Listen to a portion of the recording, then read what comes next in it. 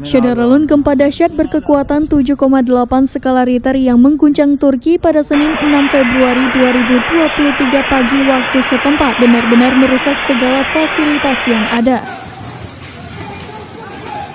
Selain merusak bangunan, gempa juga mengakibatkan sebuah landasan pacu terbelah menjadi dua.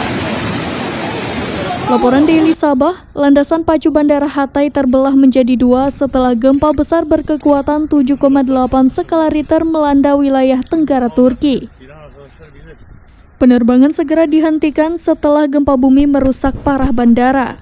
Hasil monitoring Survei Geologi Amerika Serikat, gempa tersebut terjadi pada pukul 4:17 waktu setempat pada kedalaman sekitar 17,9 km.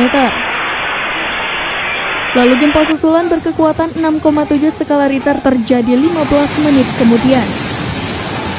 Setidaknya ada 66 gempa susulan mengguncang Turki setelah gempa dahsyat berkekuatan 7,8 skala Richter yang mematikan yang terjadi pada Senin 6 Februari 2023 pagi waktu setempat.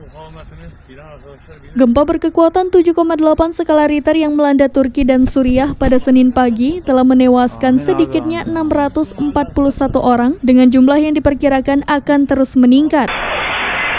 Ratusan orang diyakini masih terperangkap di bawah reruntuhan saat petugas penyelamat terus menyisir bongkahan puing-puing beton bangunan.